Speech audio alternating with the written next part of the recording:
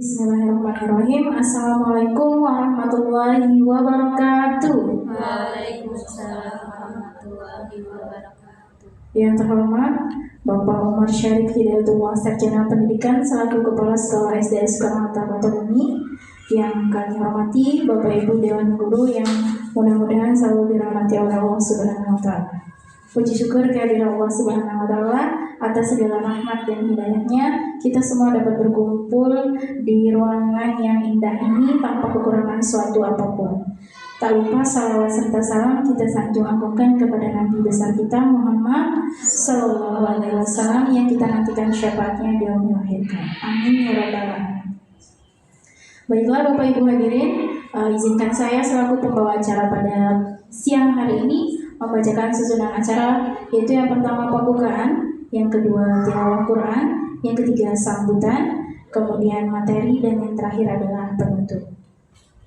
Untuk mempersingkat waktu, marilah kita bersama-sama membuka acara pada siang hari ini dengan melafalkan lafaz basmalah. Bismillahirrahmanirrahim.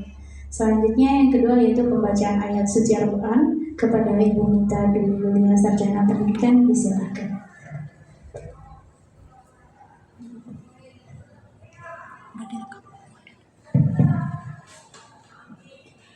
A'udzu billahi minasy syaithanir rajim. Bismillahirrahmanirrahim. Tabarakalladzi biyadihil mulku wa huwa ala kulli syai'in qadir. Alladzi khalaqal mauta wal hayata liyabluwakum ayyukum ahsanu amala wa huwal azizul ghafur. Alladzi khalaqa sab'a samawati tibaqa ma tara fi khalqir rahmani min tafawut farji'il basara hal tara min futur summa rji'il basara karrataini yanqalib ilaikal basaru khasi'an wa huwa hasir. Shadaqallahul Azim.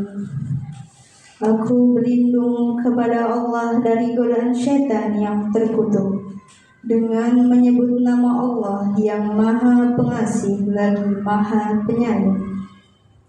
Maha suci Allah yang menguasai segala kerajaan dan Dia Maha Kuasa atas segala sesuatu, yang menciptakan mati dan hidup untuk menguji kamu, siapa di antara kamu yang lebih baik amalnya, dan Dia Maha Perkasa, Maha Pengampun.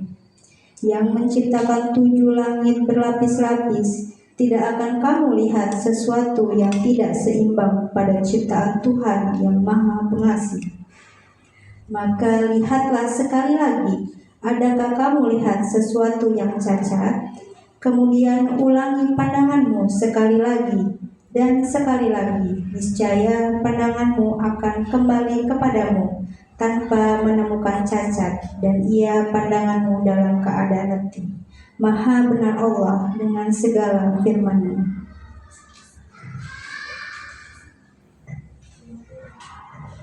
Sadaqallahul azim. Maha suci Allah dengan segala firman-Nya. Semoga yang membaca dan mendengarkan mendapatkan pahala dari Allah Subhanahu wa Ta'ala. Amin amin ya rabbal alamin.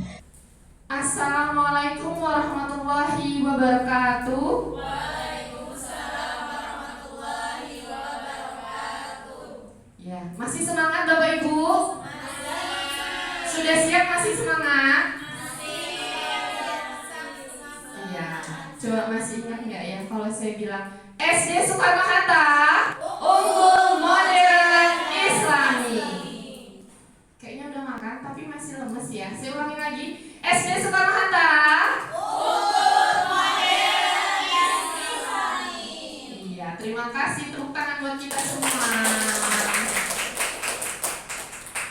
Baiklah, terima kasih untuk Bapak Ibu semua yang sudah menyempatkan hadir di kegiatan saya, yaitu aksi nyata modul 1.4 budaya positif, menyebarkan pemahaman dan pengalaman penerapan budaya positif. Jadi sebelum kita mulai, sepertinya kita harus senam dahulu ya Bapak Ibu, biar makin semangat lagi. Dipersilakan untuk berdiri Ibu.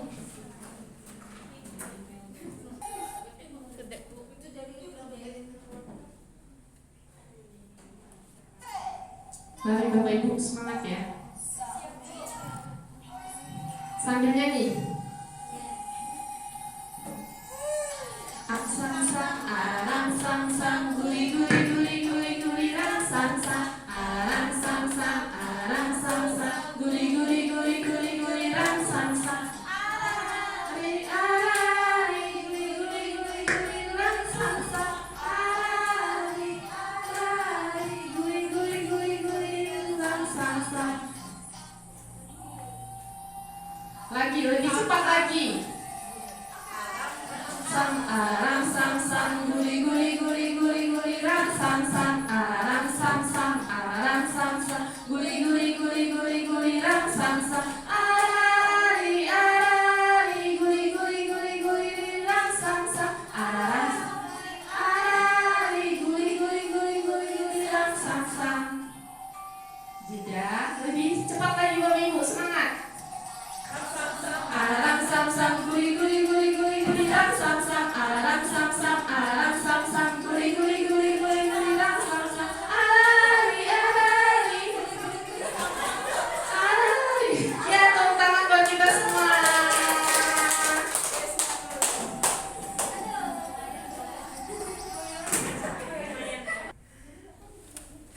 Baiklah Bapak Ibu, tadi kita sudah ice breaking untuk menambah semangat kita pada siang hari ini. Jangan ngantuk ya Bapak Ibu. Ya, di sini ada budaya positif. Saya mau bertanya nih, apakah Bapak Ibu setuju apabila pemberian hukuman dapat mendisiplinkan siswa? Bagaimana menurut Ibu, apakah pemberian hukuman itu dapat mendisiplinkan siswa? Kalau menurut saya tidak setuju sih Bu. Oh iya, Tidak setujunya takutnya malah membuat anak itu, membuat mereka itu tidak punya nilai diri, merasa tidak dihargai, apalagi jika hukumannya itu membekas di hati mereka. Ya, terima kasih Bumi. Lalu pemberian hadiah dapat meningkatkan prestasi siswa. Pasti Bapak Ibu sering ya memberikan hadiah untuk anak murid atau memberikan bintang. Kira-kira gimana nih menurut Ibu Ais? Apakah pemberian hadiah itu meningkatkan prestasi dari siswa Ibu Ais? Kalau menurut saya iya, tapi tetap ada catatan bahwa tidak semua hadiah itu juga bisa meningkatkan prestasi. Jadi tetap kita sesuaikan kondisinya begitu Bu. Cuman memang ada beberapa kondisi yang karena hadiah anak-anak jadi lebih bersemangat. Cuman memang ada lagi sisi negatifnya yang nantinya membuat anak kecenderungan atau ketergantungan. Oh, kalau gak ada hadiah jadi kurang semangat deh. Mungkin seperti itu ya Bu. Terima kasih, tepuk tangan buat Ibu Ais. Nah, guru harus memberi solusi untuk murid yang bermasalah, betul Bapak Ibu? Iya, terkadang anak murid kita itu banyak yang bermasalah. Ada yang lupa mengerjakan PR, ada yang terlambat, ada yang berantem dengan temannya ya, untuk mungkin anak kelas atas atau kelas bawah, itu pasti ada di setiap kelas. Lalu guru berperan sebagai teman bagi murid. Gimana Bapak Ibu? Apakah guru itu berperan sebagai teman bagi murid? Iya, berperan ya sebagai teman bagi murid. Di sini yang akan saya bahas yang pertama itu disiplin positif dan nilai-nilai kebajikan universal. Yang kedua ada teori motivasi, hukuman, penghargaan dan restitusi. Lalu ada kebutuhan dasar manusia dan dunia berkualitas, ada keyakinan kelas, ada 5 posisi kontrol dan segitiga restitusi. Disiplin positif. Bapak Ibu tahu nggak sih arti disiplin itu apa? Patuh terhadap peraturan. Kalau positif, hal-hal yang baik, ya, patuh terhadap peraturan dan hal-hal yang baik. Dan nilai-nilai kebajikan, nilai kebajikan itu apa ya Bapak Ibu? Nilai-nilai yang baik ya. Nah, sekarang kita mempunyai kegiatan kepala tangan. Silakan berpasangan kanan kiri dengan temannya. Berdiri boleh Bapak Ibu berdiri biar lebih semangat lagi. Ya. Jadi yang sebelah kanan itu mengepalkan tangannya. Ibu yang di sebelah kanan mengepalkan tangannya. Satu tangan aja Ibu. Yang ibu di sebelah kiri tugasnya itu merayu temannya. Jadi di kepala tangan ibu yang di sebelah kanan itu ada sesuatu yang sangat berharga bagi ibu, sangat berharga, dan ibu tuh harus mempertahankannya. Nah, ibu-ibu yang sebelah kiri, tolong silahkan merayu temannya bagaimana caranya bisa membuka, kira-kira bisa apa enggak. Ayo kita mulai ya Bapak Ibu, silakan Ibu. Ya dirayu temannya, gimana ini caranya? Ayo dibuka dong tangannya. Atau dikasih sesuatu nih biar mau dibuka. Kasih sesuatu nih. Ada yang berhasil nggak Bapak Ibu? Belum berhasil ya? Ya terima kasih. Saya lihat tadi teman-teman yang di sebelah kiri, ibu-ibu di sebelah kiri itu sudah merayu, membujuk, sudah bilang, ibu cantik sekali hari ini. Ibu boleh tidak buka kepala tangannya, ya? Tapi apa? Ibu yang sebelah kanan tidak mau, tetap mempertahankan kepala tangan tersebut. Jadi apa pembelajaran yang dapat diambil dari permainan tersebut Bapak Ibu? Ada yang tahu? Ya, dari permainan ini apa yang bisa kita pahami? Jadi membuka atau tidak kepala tangan ini tergantung pada diri kita sendiri. Kepada ibu-ibu yang sebelah kanan tadi ya, itu dari dalam diri kita sendiri ya. Kalau misalnya kita tidak mau membuka, ya kita tidak mau dirayu, mau dibujuk, dikasih uang, ya. Kasih mau. Tapi ibunya lebih berharga daripada uang, bagaimana dong? Ya, itu kontrol itu ada di dalam diri kita sendiri, ya. Teori kontrol ini yang menghantarkan kita pada budaya positif. Yang harus kita pahami, kita sebagai seorang manusia itu yang bisa kita kontrol pada diri kita itu hanya 3, pikiran, perbuatan, dan perkataan. Ya, jadi kalau misalnya kita mengontrol orang lain itu tidak bisa. Ya, seperti tadi merayu teman kita untuk membuka kepala itu tidak bisa. Kita hanya bisa mengontrol diri kita sendiri dari pikiran kita, dari perbuatan kita, dan dari perkataan kita. Bapak Ibu, ini arti dari disiplin. Disiplin itu artinya belajar. Makna asal dari kata ini berkonotasi dengan disiplin diri dari murid-murid. Disiplin diri membuat orang menggali potensinya menuju sebuah tujuan apa yang dia hargai. Namun dalam budaya kita makna disiplin itu telah berubah menjadi sesuatu yang dilakukan karena keterpaksaan contohnya, atau karena peraturan. Contohnya, kita di SD Soekarno-Hatta ini masuknya pukul berapa Ibu? Guru-gurunya diwajibkan berangkat atau datang di sekolah pukul 6.30. Ya.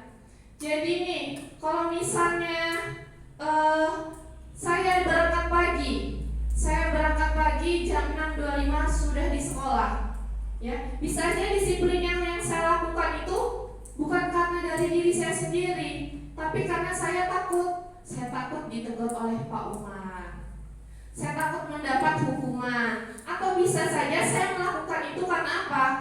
karena saya mau dapat penghargaan nih, jadi guru yang teladan. Iya, dapat penghargaan dari kepala sekolah. Jadi bisa aja saya melakukan karena itu. Jadi kecenderungan umumnya adalah menghubungkan kata disiplin dengan ketidaknyamanan, bukan dengan apa yang kita hargai.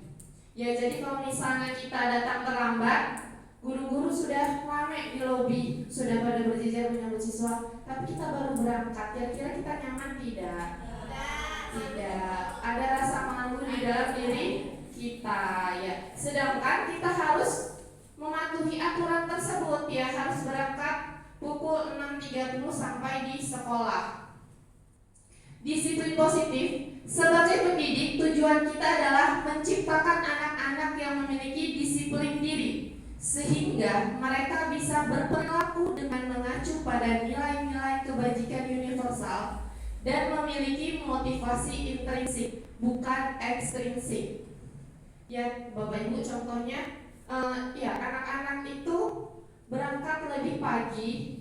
Kalau misalnya di dalam kemauannya sendiri, ya, karena anak tersebut menghargai dirinya sendiri, dia berangkat pagi, bukan karena ingin mendapatkan bintang. Ada juga kalau misalnya Bu Guru bilang, nah besok yang berangkat lebih pagi akan Ibu kasih bintang. Kira-kira itu motivasi apa Bapak Ibu? Ekstrinsik, ya Bapak Ibu, ya. Jadi dia ingin mendapatkan imbalan dari gurunya, makanya dia berangkat pagi. Disiplinnya itu bukan dari dalam diri sendiri. Disiplin positif merupakan salah satu cara penerapan disiplin yang bertujuan untuk menumbuhkan kesadaran serta memberdayakan anak untuk melakukan sesuatu tanpa sogokan, ancaman maupun hukuman. Jadi anak-anak itu berangkat pagi karena nggak mau dihukum. Nanti kalau misalnya datang telat, bisa berdiri di luar dulu, tidak boleh masuk dahulu. Contohnya seperti itu.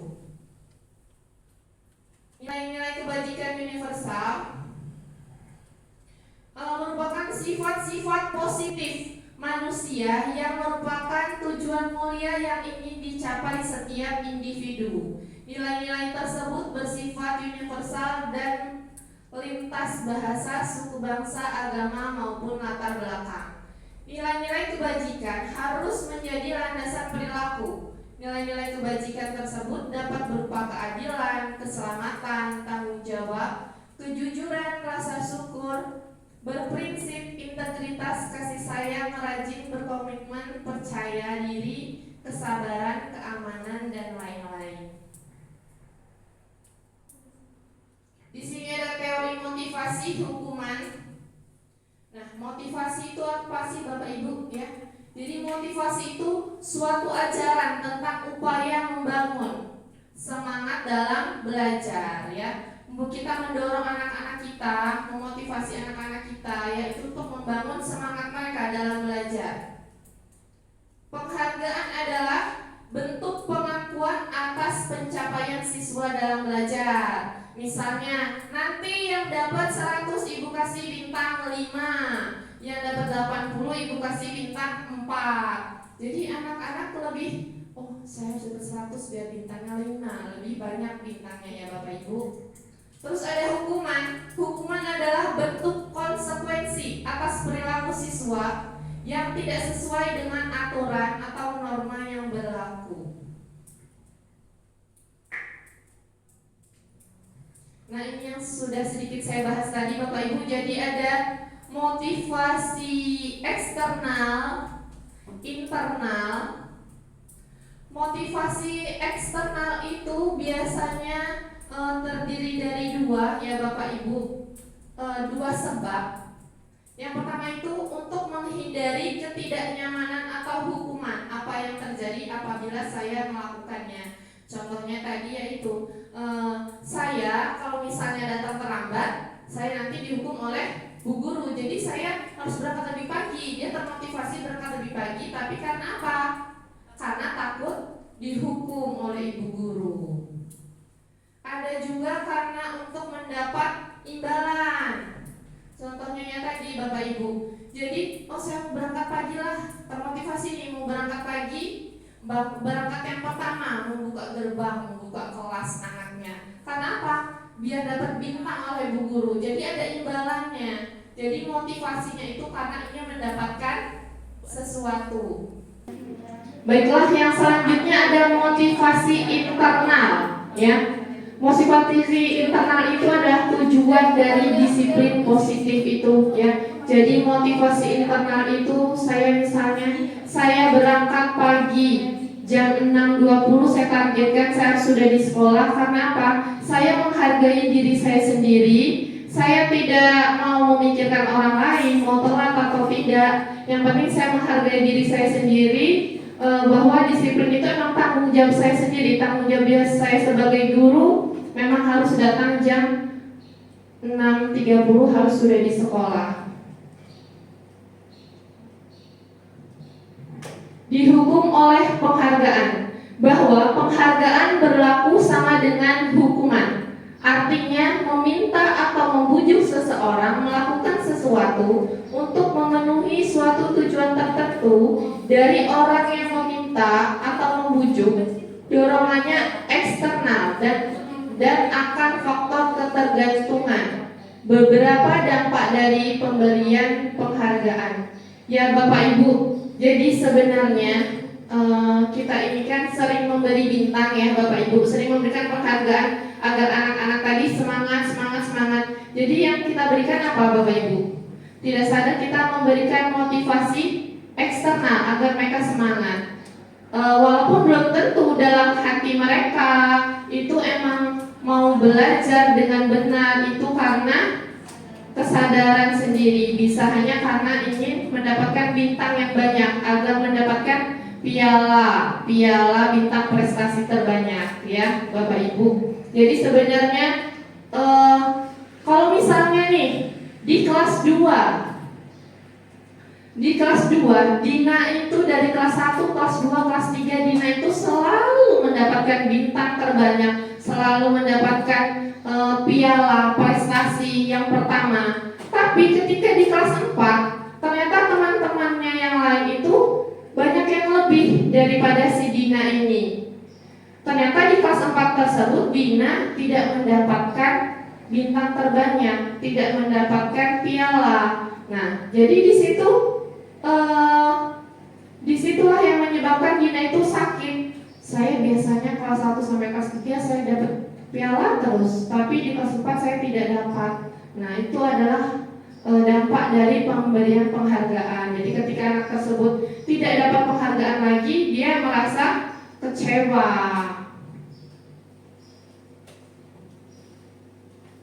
Ya, ini Bapak Ibu, dihukum oleh penghargaan itu ada pengaruh jangka pendek dan jangka panjangnya. Yang saya jelaskan tadi itu yang jangka panjang ya Bapak Ibu, karena dia lama kan, dari kelas 1 sampai kelas 3 dapat piala terus, tapi dari kelas 4 tidak dapat. Ada penghargaan itu menghukum, penghargaan mengurangi ketepatan, penghargaan tidak efektif, penghargaan merusak hubungan, penghargaan menurunkan kualitas, penghargaan mematikan kreativitas, dan penghargaan mengurangi motivasi intrinsik. Ya jelas tentu mengurangi motivasi intrinsik karena dia lebih memotivasi eksternal tadi karena ingin mendapatkan bintang, ingin mendapatkan penghargaan. Jadi motivasi atau kesadaran dalam diri sendiri itu berkurang dari anak tersebut.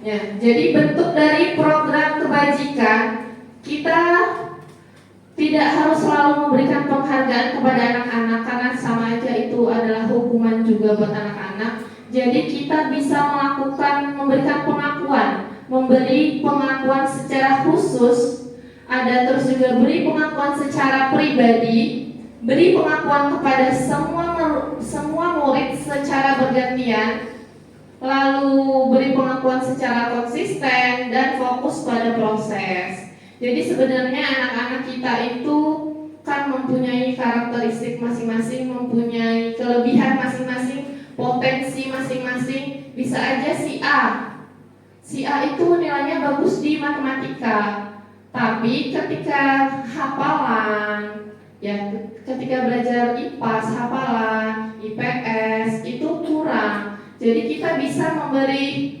penghargaan tersebut dari potensi-potensi yang ada di anak didik kita. Ini contohnya Bapak Ibu. Kemarin saya perhatikan Dina mendapatkan nilai bagus ya nak di IPAS. Dina semangat ya belajarnya, seperti itu misalnya. Ada juga pembukanya, saya menghargai nilai kebajikannya itu kepedulian. Situasinya pada saat kamu membantu teman-temanmu di tugas kelompok. Ada terima kasih untuk, Nak, terima kasih ya sudah membantu Ibu untuk membereskan ruangan ini. Ya, biasanya kan anak-anak piket ya Bu ya. Jadi ada rasa tanggung jawab di diri anak-anak tersebut. Konsekuensi dengan hukuman, konsekuensi itu berbeda dengan hukuman. Bedanya, konsekuensi dengan hukuman terletak pada fokus tujuan dan aksinya. Di sini konsekuensi merupakan akibat langsung dari sebuah perbuatan yang dilakukan. Sedangkan hukuman sesuatu yang dijatuhkan kepada pelaku melalui prosedur keadilan. Ini Bapak Ibu, mari kita kerjakan bersama ya Bapak Ibu. Ada mencatat 100 kali di dalam buku. Kalimatnya itu saya tidak akan terlambat lagi.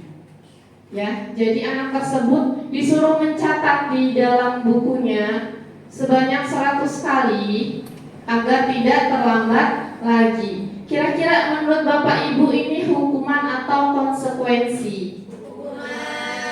Hukuman. Selanjutnya, lari mengelilingi lapangan basket 2 kali karena terlambat hadir ke sekolah. Hukuman atau konsekuensi? Hukuman. Nanti kita jawabannya ya Bapak Ibu. Selanjutnya, murid diminta untuk push up 15 kali karena tidak menggunakan masker ke sekolah. Hukuman. Ya, selanjutnya menggantikan kertas tugas teman yang telah dicoret-coret. Konsekuensi. Lalu membersihkan tumpahan air di meja tulis karena tersenggol pada saat belajar. Konsekuensi. Terus murid disuruh untuk mengenakan sepatu seharian di sekolah karena tidak mengenakan sepatu hitam. Apa Bapak Ibu? Hukuman. Yang terakhir, lari mengelilingi lapangan basket 2 kali karena terlambat 10 menit untuk pelajaran PJOK. Konsekuensi atau hukuman? Konsekuensi. Tapi suruh lari. Kenapa konsekuensi Bapak Ibu?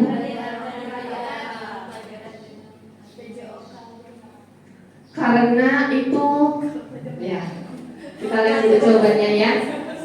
Ya, betul. Tepuk tangan dong buat kita semua. Sudah paham ya Bapak Ibu mengenai hukuman dan konsekuensi. Jadi tadi karena pelajaran PJOK kan di lapangan, jadi konsekuensinya mengelilingi lapangan basket sebanyak 2 kali. Di sini ada restitusi. Restitusi adalah proses menciptakan kondisi bagi murid untuk memperbaiki kesalahan mereka sehingga mereka bisa kembali pada kelompok mereka dengan karakter yang lebih kuat.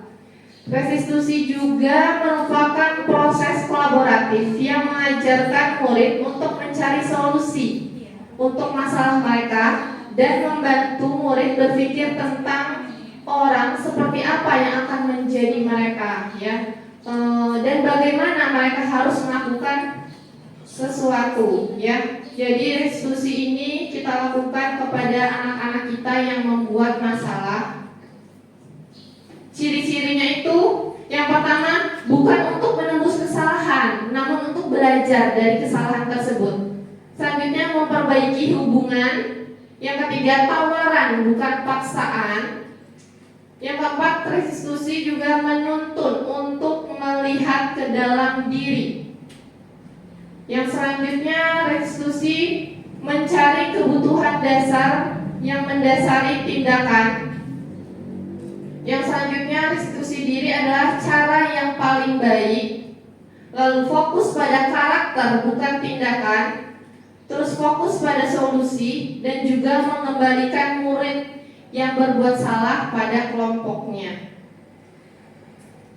Ini ada tabel, bisa kita lihat Bapak Ibu, kelihatannya Bapak Ibu. Bisa kita lihat, kalau misalnya hukuman itu sesuatu yang menyakitkan, ya. Pernah nggak Bapak Ibu dulu dihukum di sekolah? Masih ingat tidak Bapak Ibu, apakah ada yang pernah dicubit oleh gurunya? Atau disuruh pulang lagi karena tidak membawa buku pelajaran? Ya, itu hukuman.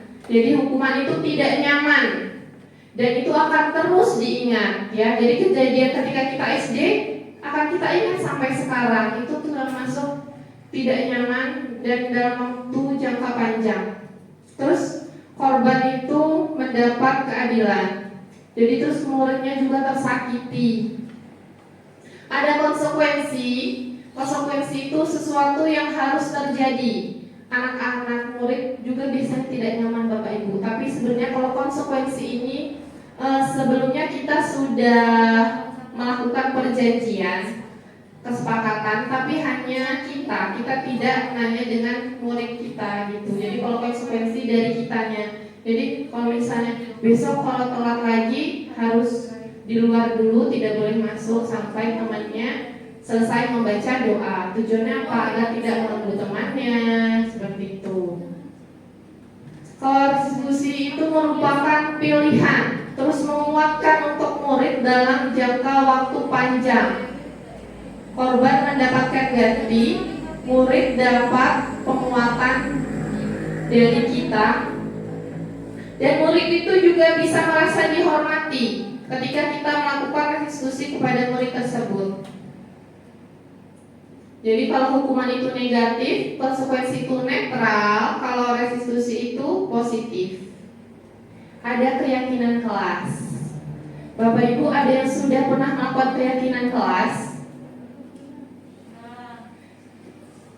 Sudah ya Bu ya, boleh tolong dijelaskan Bu bagaimana cara melakukan keyakinan kelasnya Ibu Okta. Ya, kalau di kelas saya sebelum ajaran baru dimulai, baru hari pertama, itu saya bersama siswa membuat keyakinan kelas bersama-sama. Jadi saya menyiapkan not.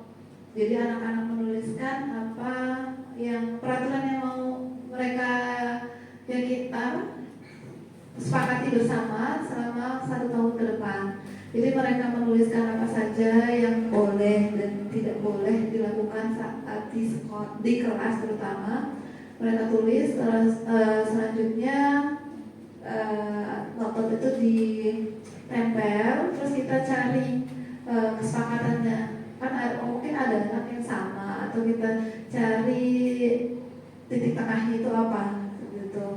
Nah itu harus kesepakatan itu dibuat dan mereka mematuhinya gitu. Terima kasih Bu Okta. Boleh tepuk tangan dong Bapak Ibu untuk Bu Okta. Ya. Mengapa sih Bapak Ibu? Mengapa tidak peraturan saja? Mengapa harus keyakinan kelas? Mengapa kita memiliki peraturan harus menggunakan helm bila mengendarai kendaraan roda 2? Kira-kira mengapa Bapak Ibu? Kita harus ini demi apa? Demi keselamatan kita. Terus mengapa kita memiliki peraturan 3M, menggunakan masker, mencuci tangan, dan juga menjaga jarak? Apalagi ketika COVID ya Bapak Ibu, ini harus dilaksanakan. Itu kenapa? Untuk apa? Untuk kesehatan kita, ya. Untuk mengandung motivasi intrinsik kembali ke nilai-nilai keyakinan, lebih menggerakkan seseorang dibandingkan mengikuti serangkaian peraturan. Jadi kalau keyakinan itu kita berusaha untuk memunculkan memunculkan motivasi intrinsik di dalam anak tersebut ya Bapak Ibu, agar mereka menjadi sadar bahwa itu tanggung jawab saya, bahwa itu harus saya lakukan, tanpa memandang nanti saya dapat hukuman dari Bu Guru kalau tidak seperti ini, tidak seperti itu. Jadi keyakinan itu mereka sendiri yang buat ya, seperti yang dibilang oleh Bu Okta. Kegiatan membuat keyakinan kelas ya, seperti yang dibilang Bu Okta tadi, itu menulis keyakinan yang mereka inginkan. Saya juga pernah melakukannya. Jadi anak ada yang menulis, tidak ada yang berisik ketika belajar, kayak gitu. Terus mengerjakan PR. Lalu yang kedua itu guru dan siswa mengulas keyakinan yang telah ditulis tadi. Ya, anak-anak kan biasanya pemikirannya sama, jadi tidak ada yang ngobrol ketika belajar. Itu ada beberapa anak pasti yang menulis. Ya, jadi kita mengulas lagi, terus memilih keyakinan yang penting. Nah, terus mengubah keyakinan kelas menjadi kalimat positif. Ya, misalnya dilarang berisik, tidak boleh mengganggu temannya. Nah, itu kita ubah lagi ke kalimat yang positif. Tidak boleh mengganggu temannya. Kalau misalnya kalimat positifnya bagaimana jadi Bapak Ibu? Ya, bisa, atau menghargai orang lain, menghargai teman, sambil mengecek dan menyepakati kesepakatan kelas. Contoh keyakinan kelasnya itu, nah ini Bapak Ibu, saling menghormati, bersikap jujur dan bertanggung jawab, menjaga kebersihan kelas, menjaga ketertiban kelas, membantu teman yang membutuhkan, berkomunikasi dengan baik, mendengarkan dengan penuh perhatian, menerima pendapat orang lain, berani mengemukakan pendapat, dan juga menyelesaikan masalah secara damai. Nah, kalau misalnya peraturan itu ada selalu kembalikan buku ke tempatnya. Jadi kita kerucutkan lagi, atau keyakinan kelasnya itu adalah tanggung jawab ya, bahwa tanggung jawab mereka itu apa? Mengembalikan buku. Jadi nilai kebajikannya itu adalah tanggung jawab. Lalu ada peraturan, dilarang mengganggu orang lain. Keyakinan kelasnya apa nih Bapak Ibu? Menghormati orang lain. Lalu hadir di sekolah 15 menit sebelum pelajaran dimulai. Menghormati orang lain atau berkomitmen ya, berkomitmen untuk tidak telat, maksudnya seperti itu. Dilarang melakukan kekerasan. Kadang-kadang anak-anak kita itu kan suka mainan atau bercanda, tapi ada yang kadang-kadang tidak sengaja gitu ya, mukul temennya, sebenarnya mau mainan, tidak sengaja. Ya, keyakinan kelasnya apa? Harus keselamatan atau menghormati orang lain. Terus dilarang menggunakan narkoba. Keyakinan kelasnya itu kesehatan. Atau bisa juga nih, kalau misalnya di sekolah kita ada yang jual pokmik, jadi biasanya kalau saya sebagai wali kelas itu membatasi, atau saya tidak boleh, kalau misalnya jajan saya hanya seminggu 2 kali ketika mereka olahraga, dan 1 harinya terserah mereka. Jadi mereka tetap memakan bekal yang dibawakan oleh bundanya ya Bapak Ibu. Kalau misalnya tidak seperti itu, kadang-kadang anak tidak menjaga kesehatannya, bisa aja belinya pokmik terus setiap hari. Terus bergantian atau menunggu giliran ya, itu bersabar. Menggunakan masker itu masih keselamatan. Terus jangan berlari di kelas, itu keselamatan dan keamanan. Di sini ada kebutuhan dasar manusia dan dunia berkualitas. Jadi ada 5 ya Bapak Ibu. Ada kasih sayang dan rasa diterima, ada penguasaan, ada bertahan hidup, kebebasan, dan juga kesenangan. Jadi 5 kebutuhan dasar manusia itu dimiliki oleh anak-anak dan juga diri kita sendiri. Semua manusia itu memiliki kebutuhan dasar 5 ini Bapak Ibu. Jadi kebutuhan bertahan hidup itu misalnya kesehatan, rumah, makanan, ya kita butuh itu semua ya Bapak Ibu. Terus kasih sayang, kita butuh kasih sayang. Kira-kira butuh nggak ini diperhatikan oleh orang tua di rumah, oleh saudara di rumah, oleh suami di rumah atau anak? Kita butuh itu tidak Bapak Ibu? Butuh ya. Selanjutnya ada penguasaan, kebutuhan pengakuan atas kemampuannya. Kebutuhan ini berhubungan dengan kekuatan untuk mencapai sesuatu, menjadi kompeten, menjadi terampil, dan diakui atas prestasinya dan keterampilan kita, serta didengarkan dan memiliki rasa harga diri. Lalu ada kebebasan. Kebutuhan untuk bebas adalah kebutuhan akan kemandirian, otonomi, memiliki pilihan, dan mampu mengendalikan arah hidup seseorang.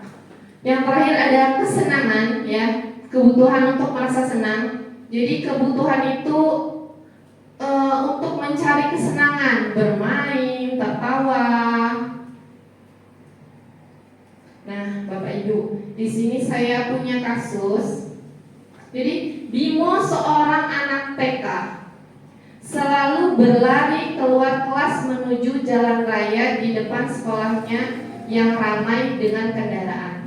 Tingkahnya membuat Bu Ani bingung dan seringkali mengejarnya. Ada beberapa kemungkinan jawaban yang diberikan Bimo. Di sini kita akan mengidentifikasi kebutuhan apa yang ingin dipenuhi oleh Bimo. Ya, jadi Bapak Ibu, sebenarnya anak-anak kita itu kalau misalnya mereka mengganggu temannya atau berlari-lari di kelas, itu mereka sedang apa Bapak Ibu? Sedang memenuhi kebutuhan mereka sendiri, ya. Nih, misalnya Bimonya bilang, "Aku senang main kejar-kejaran dengan ibu guru, seru," katanya si Bimo. Nah, Bapak Ibu, itu ada 4 pilihan. Jadi kira-kira kebutuhan apa sih yang sedang dipenuhi oleh Bimo ketika Bimo itu bilang, "Aku senang main kejar-kejaran dengan ibu guru, seru." Kebutuhan yang mana ini, Ibu?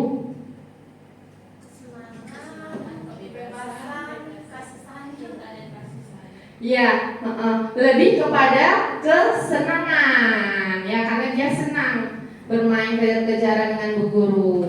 Terus ada, "Ibu kejar aku karena ibu guru sayang aku." Nah, Bimonya mengucap seperti itu. Kira-kira apa ini yang sedang dipenuhi oleh si Bimo?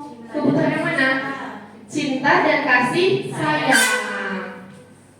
Lalu yang ketiga itu, "Aku hebat kan, bisa bikin ibu guru kejar aku." Ya, Bimonya mengucapkan itu, "Aku hebat kan, bisa bikin ibu guru mengejar aku." Jadi kebutuhan yang mana nih, Ibu? Penguasaan. Jadi Bimo ini pengen minta dihargai, ya, akan usahanya tadi. Jadi Bimo lari-lari, ibunya mengejar. Jadi dia merasa hebat, ya. Jadi Bimo ini sedang memenuhi kebutuhannya, yaitu penguasaan. Ada lagi Bapak Ibu, Dinda seorang anak kelas 3 SD. Begitu tiba di rumah sepulang dari sekolah, dia tuh menangis, lalu mengadu pada ibunya bahwa dia benci pada nurani gurunya. Menurut Anda, kebutuhan apa yang berusaha dipenuhi oleh Dinda jika jawabannya seperti ini? Jadi Dinda itu ngomong dengan bundanya di rumah, "Bu guru bilang aku tidak boleh bersenandung sewaktu mengerjakan tugas. Katanya kelas harus tenang, tidak ada suara. Kan gak seru jadinya." Jadi sebenarnya apa ini Bapak Ibu kebutuhan yang ingin dipenuhi oleh Dinda ini ketika dia berbicara seperti itu? Jadi Dinda ini sebenarnya dia sering bersenandung di dalam kelas, ya. Tapi gurunya bilang, tidak boleh seperti itu. Apa ini? Kesenangan. Karena sebenarnya Dinda itu senang, dia menyanyi,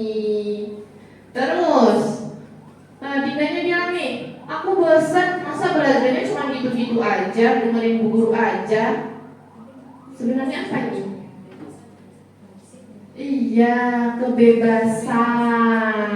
Ya Bu, jadi Dindanya itu bosen dengerin ibu guru aja. Dia tuh pengen bebas, mungkin dia pengen berekspresi ya Bapak Ibu. Bisa dipahami ya. Selanjutnya dunia berkualitas ya. Dunia berkualitas Anda adalah tempat khusus dalam pikiran Anda, tempat Anda menyimpan gambaran representasi dari semua yang Anda inginkan. Bisa berisi orang-orang, hal-hal apa saja yang terbaik dalam hidup Anda dan membuat Anda merasa bahagia dan terpenuhi kebutuhan dasarnya. Saya mau nanya nih dengan Ibu Nurul, siapakah orang-orang yang paling penting dalam hidup Ibu? Orang tua. Ya, orang tua.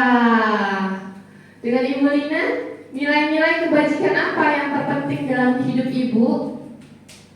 Nilai-nilai ini religius. Ya, nilai religius ya.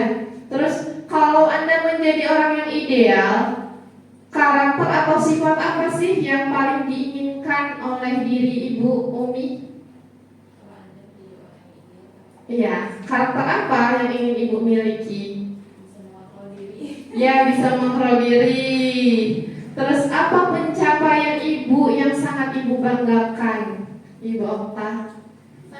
Saya jadi guru. Ya, kita sebagai guru ya, kita harus bangga pada pekerjaan kita. Kita membimbing anak murid, kita menuntun anak murid ya. Apa pekerjaan ideal bagi Anda? Ya, sebagai guru. Selanjutnya apa yang paling bermakna dalam hidup Ibu? Apa Bu kira-kira yang bermakna dalam hidup Ibu? Bisa membantu orang lain, bisa bermanfaat bagi orang lain ya Bu ya.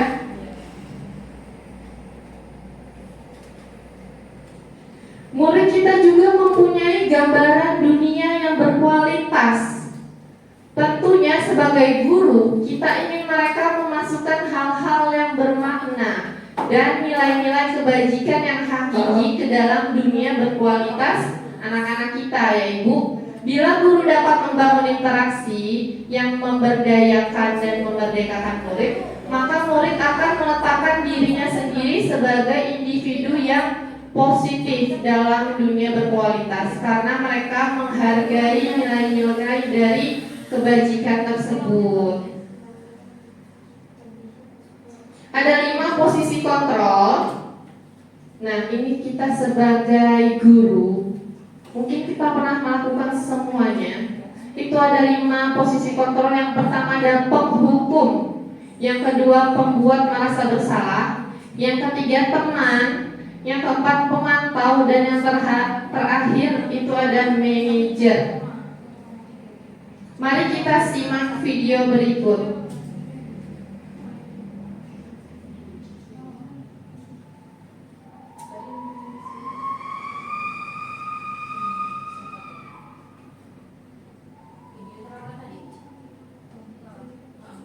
Ya, itulah Bapak Ibu videonya yang sudah ditonton Bapak Ibu ya. Jadi kita sudah bisa membedakan ya Bapak Ibu, gimana kita sebagai penghukum, pembuat merasa bersalah, sebagai teman, sebagai manajer.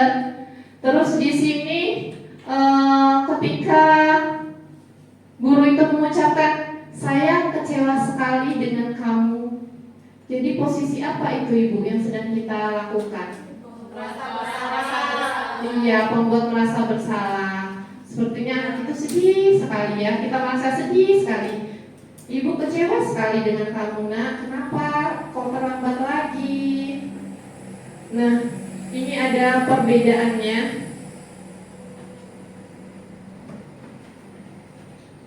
Jadi kalau misalnya penghukum dan pembuat orang merasa bersalah itu dia menghindari hukuman ya, identitas gagalnya. Kalau misalnya penghukum tadi apa Bapak Ibu? Dia sampai menunjuk-nunjuk ya, di video tadi ada yang menunjuk-nunjuk. terus bernada yang tinggi, hasilnya anaknya apa? Akan kesal, akan memberontak, bukannya nurut malah dia menjadi kesal, menjadi jengkel gitu. Terus kalau misalnya membuat orang merasa bersalah, ceramah, gurunya itu ceramah terus mengatakan seharusnya kamu seperti ini, ibu kecewa kenapa kamu kenapa terlambat lagi, padahal kemarin kan sudah bisa tidak terlambat, kenapa terlambat lagi nak, nanti ibu yang kena marah, seperti itu contohnya. Ada juga teman, ayolah lakukan demi ibu, masa kamu tidak mau, tidak ingin, ingat tidak ibu pernah bantu kamu apa, misalnya seperti itu. Ada pemantau dan ada juga manajer. Kira-kira Bapak Ibu pernah mau menceritakan nggak ini pengalamannya di sekolah, biasanya jadi apa? Coba saya minta tolong Ibu Vera. Boleh Ibu maju ke depan, Ibu ceritakan biasanya Ibu jadi apa sih di sekolah ini, peran posisi kontrolnya yang sudah Ibu lakukan di sekolah. Baik, terima kasih Bu Antika. Mungkin kita posisi kontrolnya sebagai teman ya, dimana kalau kita sudah dekat dengan anak-anak, mungkin anak-anak akan mudah mengikuti apa sih apa yang kita inginkan. Kemudian manajer, jadi ketika kita menyelesaikan masalah, kita bersama-sama mencari solusinya. Mungkin itu saja Bu Antika, terima kasih. Ya, terima kasih, tepuk tangan dong buat Bu Vera. Ya, jadi selama ini Bu Vera itu sudah ada di tahap melakukan posisi kontrol itu teman dan manajer. Nah ini tadi kalau misalnya pembuat merasa bersalah itu mengatakan saya kecewa sekali dengan kamu. Kalau misalnya penghukum, kamu tidak pernah benar melakukannya. Ya, jadi dengan nada yang tinggi juga. Kalau teman agak-agak rayu, ayolah lakukan demi ibu, seperti itu. Kalau misalnya pemantau hanya melihat kesalahan apa yang sudah dilakukan anak tersebut, apakah kamu mau mendapatkan stiker bintang hari ini? Kalau misalnya manajer itu, bagaimana kamu bisa menyelesaikan masalah hari ini? Ya, jadi guru tersebut membantu atau membimbing anak tersebut untuk mencari solusi dari masalah yang sudah dihadapinya. Kalau misalnya penghukum, kamu selalu yang paling terakhir. Di sini ada segitiga restitusi. Ini kita lakukan untuk menyelesaikan masalah dari anak-anak kita, misalnya tidak mengerjakan PR atau terlambat. Tidak harus hal-hal yang sampai berantem baru kita selesaikan dengan segitiga restitusi, tidak harus ya Bapak Ibu. Jadi dari hal-hal yang kecil aja, anaknya itu suka terlambat, kita bisa panggil anak tersebut, kita melakukan segitiga restitusi. Jadi dalam segitiga ini ada 3 tahapan. Yang pertama itu menstabilkan identitas. Yang kedua itu validasi kebutuhan. Dan yang ketiga itu menanyakan keyakinan. Kalau menstabilkan identitas itu misalnya bilang seperti ini. Setiap orang pasti pernah melakukan kesalahan. Kamu bukan satu-satunya yang pernah melakukan ini. Jadi anak tersebut tidak merasa dijudge, anak tersebut tidak merasa dipojokkan, ya. Anak tersebut merasa diangkat. Oh, ternyata kesalahan saya ini sebenarnya tidak fatal loh. Ibu guru juga pernah melakukannya, semua orang juga pernah melakukannya gitu, ya. Jadi anak itu tidak terpojokkan. Terus kita validasi kebutuhan. Kamu tentu punya alasan mengapa melakukan itu. Ya, terus adakah cara yang lebih efektif untuk mendapatkan apa yang kamu butuhkan? Ya kita tanya, kita validasi. Tadi kesalahannya tadi itu apa? Lalu menanyakan keyakinan, ya. Jadi misalnya dia terlambat, ya. Dia itu terlambat. Nilai-nilai apa yang telah kita sepakati? Jadi kita mau tanya sebenarnya anak ini paham nggak sih nilai-nilai apa yang sudah dilanggar oleh anak tersebut ketika dia terlambat datang ke sekolah. Terus kamu ingin menjadi orang seperti apa? Ya, kita menanyakan nilai-nilai kebajikan tadi ya. Kita angkat lagi anak tersebut untuk mengingat nilai kebajikan itu yang harusnya dilakukan. Nah, ini Bapak Ibu sudah saya jelaskan tadi ya. Menstabilkan identitas, ada validasi kebutuhan. Maukah kamu belajar cara lain untuk mendapat apa yang kamu butuhkan tanpa harus memukul? Nah, biasanya ini ketika anak tersebut memukul temannya, kita bisa mengucapkan itu untuk mencari validasi kebutuhan apa sih anak tersebut. Terus apakah kamu bisa melakukan dengan lebih baik besok lagi? Bisa juga apa yang penting bagi kamu, ya. Jadi kita menanyakan kebutuhan anak tersebut ya, karena anak tersebut sudah melakukan kesalahan. Yang ketiga, menanyakan keyakinan.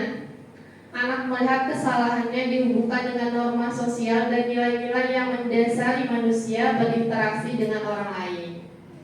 Jadi gurunya berkata, apa nilai yang kita percaya di kelas, nilai-nilai universal apa yang telah kita sepakati. Ya, contohnya itu ya Bapak Ibu. Ini ada contoh dari diskusi yang pernah saya lakukan, memanggil anak.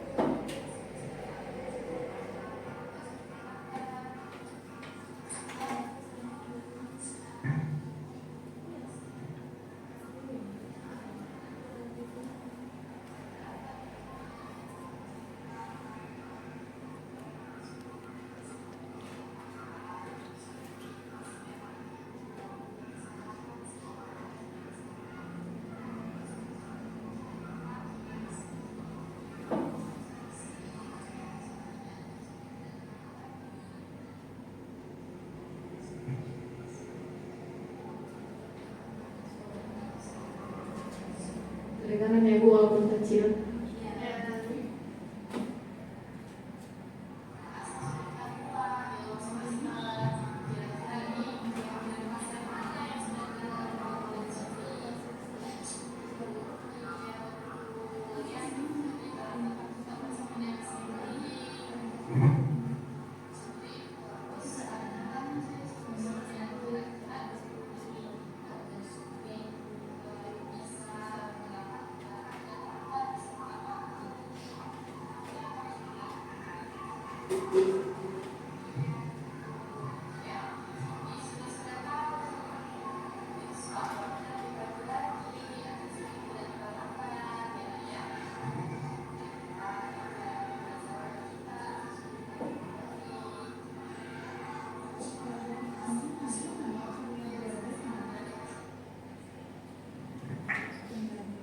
Ya, itu tadi ya Bapak Ibu. Jadi anak kelas saya ini terlambat. Bapak Ibu, tidak terasa kita sudah di ujung dari kegiatan hari ini.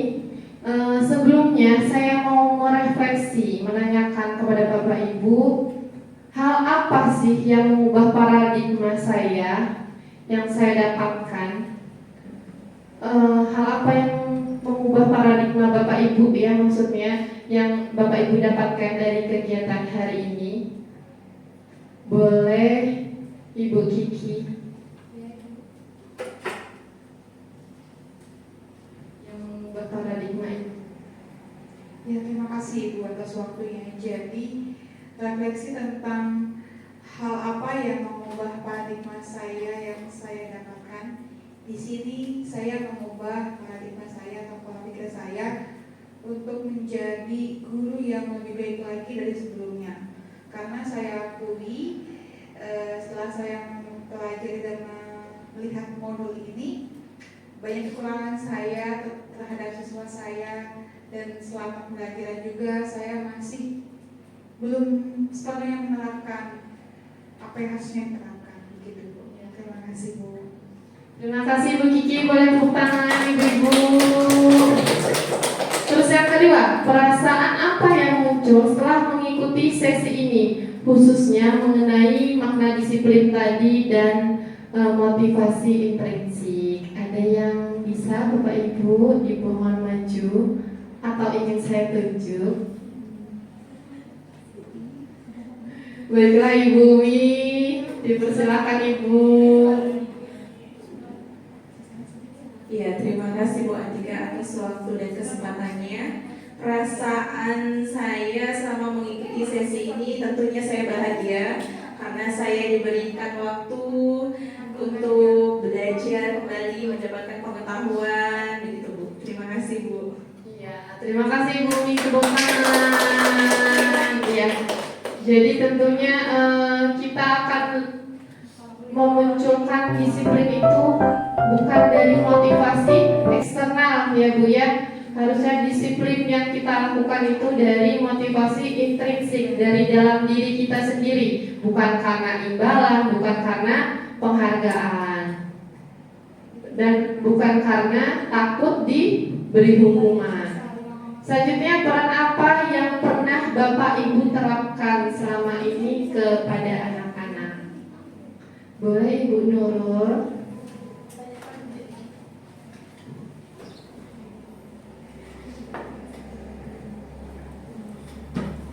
Ya, baik, peran yang pernah saya lakukan pada saat di kelas kepada murid-murid atau siswa itu, saya pernah menjadi guru yang menghukum siswa.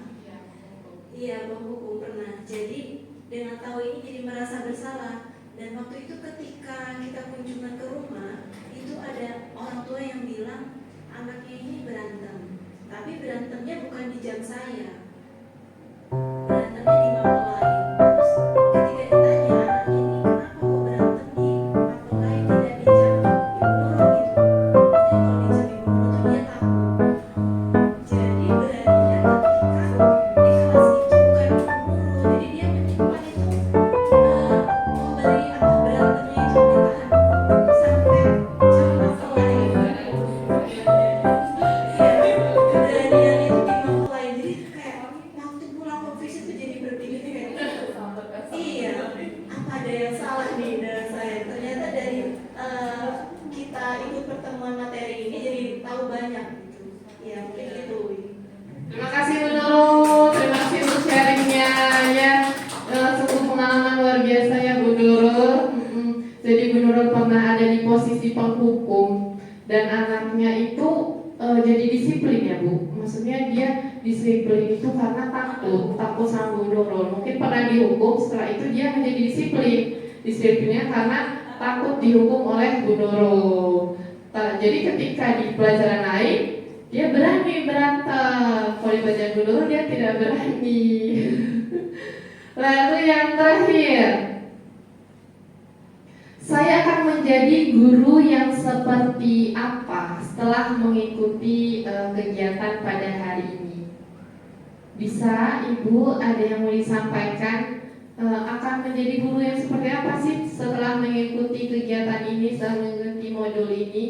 Boleh Bu Yuni?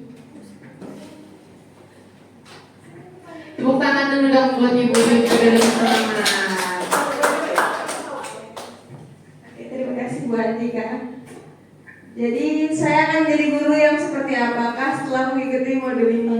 Saya akan menjadi guru yang lebih baik lagi, terus mengevaluasikan kegiatan-kegiatan yang setelah saya lakukan tadi. Yang saya lakukan mungkin setelah saya lihat modul ini banyak hal-hal yang terlewat, mungkin banyak hal-hal negatif ternyata yang tidak sadar dilakukan. Jadi ini adalah bentuk refleksi buat guru-guru untuk menjadi guru yang lebih baik lagi. Terima kasih Bu Atika. Terima kasih teman-teman buat Ibu Yuni.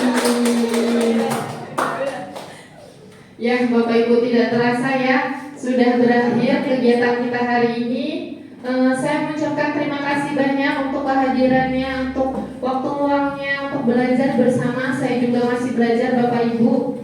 Jadi kita harus menjadi guru di posisi manajer ya Ibu ya, di posisi manajer. Tapi sebenarnya kita juga terkadang kita harus menjadi posisi yang lain juga. Itu tergantung, dilihat situasinya, tergantung situasinya. Ya, di sini saya mohon maaf apabila dalam penyampaian saya ada yang kurang lebihnya saya mohon maaf. Pada Allah saya mohon ampun. Saya akhiri, wassalamualaikum warahmatullahi wabarakatuh.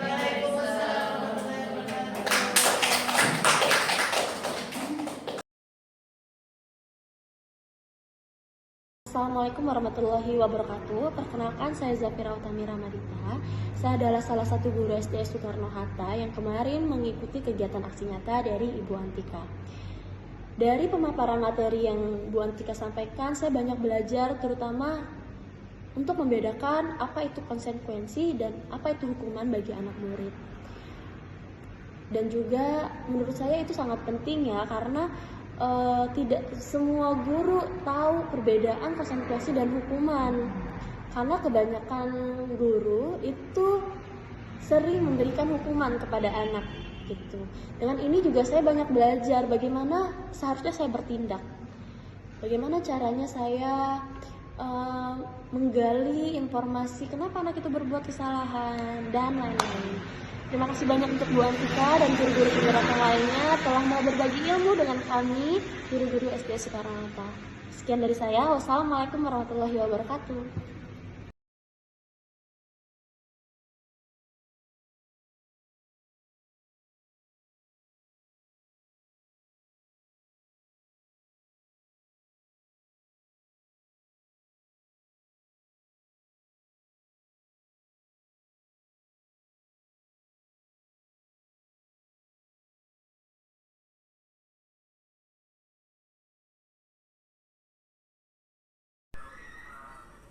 Assalamualaikum. Zuri sudah sarapan? Sudah. Zuri tahu nggak kenapa Ibu Antika panggil ke sini? Tahu, Kenapa Zuri? masa terlambat. Oh iya, jadi Zuri sudah tahu ya Zuri terlambat. Kenapa Zuri terlambat? Karena anak kesiangan, Bu. Oh, kesiangan. Tidurnya malam ya nak? Jam berapa tidurnya? Jam 8, Bu. Oh, pada sudah tidur dari sore, nggak apa-apa. Zuri, setiap anak itu mempunyai kesalahan, semua orang mempunyai kesalahan. Ibu juga pernah berbuat salah. Ya, tapi di sini Ibu mau mencari solusi bagaimana caranya agar Zuri tidak terlambat lagi, ya nak? Ya, Bu. Iya, Zuri kira-kira tindakan terlambat itu benar atau salah? Salah. Salah ya nak ya. Ya, Zuri masih ingat tidak nak keyakinan kelas yang sudah kita buat di awal semester? Kira-kira nih keyakinan kelas yang mana yang sudah dilanggar oleh Zuri? Tidak disiplin, Bu. Iya betul ya. Jadi terlambat itu termasuk tidak disiplin. Zuri, terus ayo kita mencari solusinya. Kira-kira bagaimana nih agar Zuri bisa berangkat tidak terlambat, bisa tepat waktu? Apa yang mau Zuri lakukan? Bangun lebih pagi, Bu. Iya betul ya. Jadi Zuri sudah tahu. Besok bekerja lebih pagi lagi agar Zuri tidak terlambat ya nak ya. Baiklah, itu ada pembelajaran buat kita agar Zuri menjadi lebih baik. Ya, Bu. Maaf kalau saya terlambat. Terima kasih, Bu. Iya sama-sama nak. Zuri boleh kelas ya. Assalamualaikum. Saya senang sudah dipanggil Bu Antika. Saya sudah mendapat solusi agar tidak terlambat lagi. Terima kasih Bu Antika. Bye-bye.